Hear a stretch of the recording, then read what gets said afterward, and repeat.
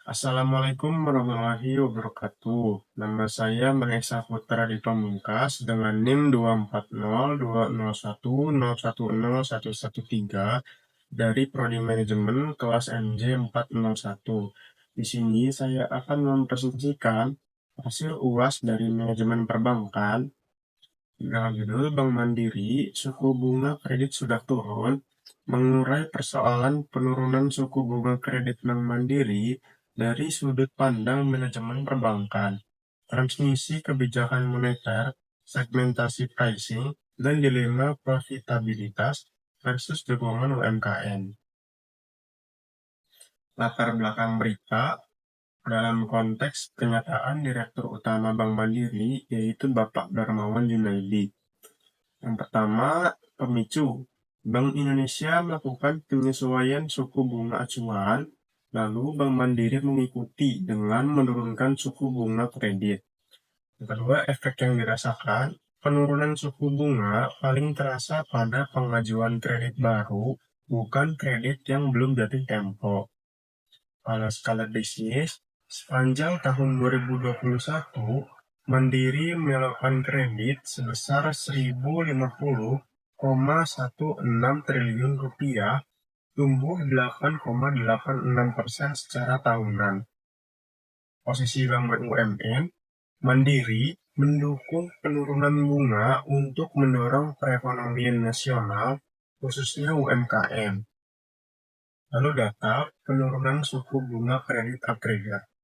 Perbandingan suku bunga kredit rata-rata Bank Mandiri akhir 2020 dengan kondisi terkini pada Maret 2022, di mana pada diagram diketahui terdapat penurunan sebesar 0,47%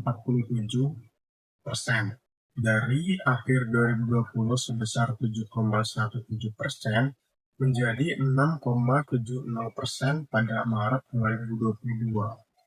Di mana beberapa segmen kredit bergerak lebih agresif dari double digit menjadi single digit, khususnya pada short term facility. Bagaimana suku bunga kredit terbentuk? Mekanisme pricing kredit menurut Direktur Utama Bank Mandiri, yaitu suku bunga acuan ditambahkan dengan margin bank menghasilkan suku bunga kredit, di mana suku bunga acuan ditetapkan oleh Bank Indonesia atau BI Rate menjadi basis penetapan harga kredit perbankan. Ditambahkan dengan margin bank, yaitu ditambahkan bank sebagai kompensasi resiko, biaya dana, dan keuntungan. Menghasilkan suku bunga kredit, yaitu harga akhir yang dibayar debitur, hanya berubah signifikan saat kredit jatuh tempo atau diperpanjang. Di sini terdapat catatan penting, yaitu kalau belum jatuh tempo, belum ada penyesuaian. Artinya, penurunan suku bunga acuan tidak otomatis dan tidak seketika dinikmati seluruh debitur existing. Masalah yang pertama yaitu ada lag transmisi kebijakan moneter. Penurunan suku bunga acuan tidak langsung dinikmati seluruh debitur, hanya kredit baru dan kredit jatuh tempo yang tersentuh penyesuaian. Yang pertama, repricing tidak serentak. Debitur dengan kredit tenor panjang tetap membayar bunga lama hingga periode jatuh tempo atau reset tiba. Yang kedua, efektivitas kebijakan BI melambat.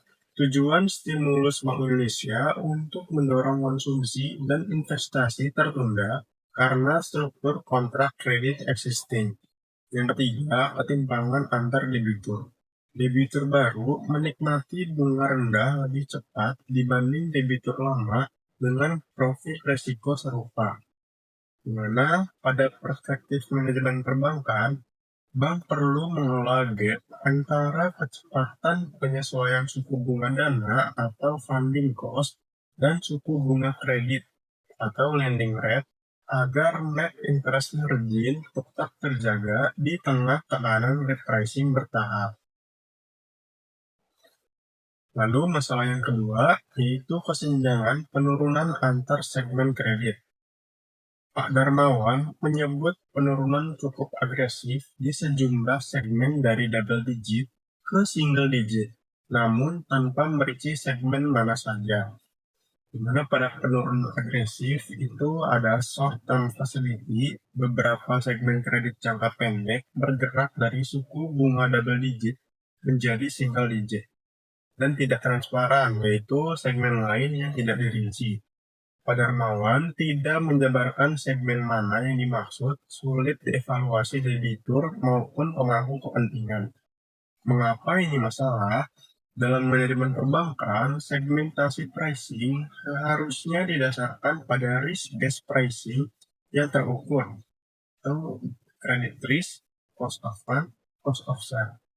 Tanpa transparansi segmen, publik dan regulator sulit menilai apakah penurunan bunga sudah adil dan proporsional, atau hanya berlaku pada segmen berisiko rendah atau menguntungkan bank.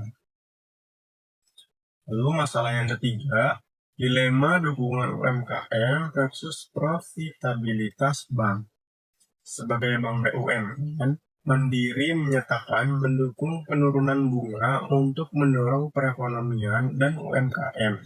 Namun, ini berpotensi menekan margin, di mana misi sosial dan kebijakan yaitu mendukung UMKM dan memulihkan ekonomi nasional sebagai bank BUMN.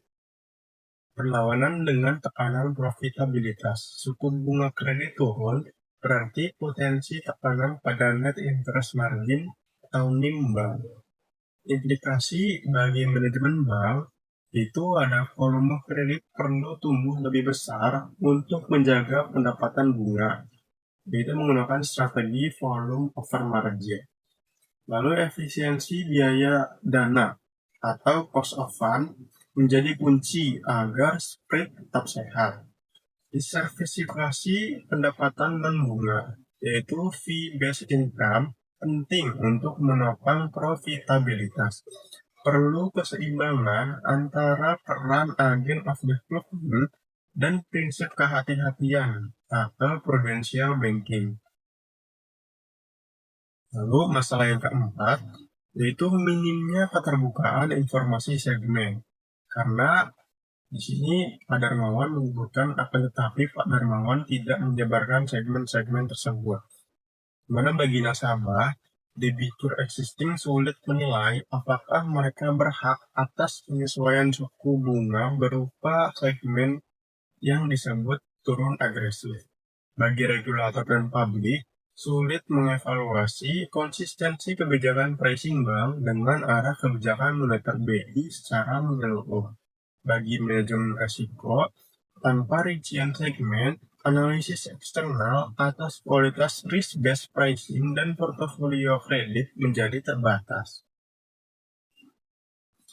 Lalu mengaitkan dengan kerangka manajemen perbankan, bagaimana kasus ini terhubung dengan konsep inti manajemen perbankan, di mana total penyaluran kredit Bank Mandiri sepanjang tahun 2021 berjumlah 1.050,16 triliun rupiah atau naik 8,86%. Artinya bunga turun, namun volume kredit tetap tumbuh, mengindikasikan strategi bank mengejar pertumbuhan aset produktif untuk mengimbangi tekanan margin. Yang pertama ada Asset Liability Management atau ALMA. Bank harus menerapkan repricing aset atau kredit dan liabilitas yaitu dana pihak ketiga agar NIM tidak tergerus saat suku bunga bergerak. Lalu risk-based pricing. Penetapan bunga idealnya mencerminkan profil resiko debitur atau segmen, bukan sekedar mengikuti tren pasar secara umum. Yang ketiga, fungsi intermediasi dan agen of development. Sebagai bank BUMN, Mandiri menjalankan peran ganda, yaitu entitas bisnis yang mencari laba dan agen pembangunan ekonomi nasional. Dan yang terakhir, tata kelola dan transparansi atau YCB. Keterbukaan informasi kebijakan pricing penting untuk akuntabilitas kepada nasabah, investor, dan regulator.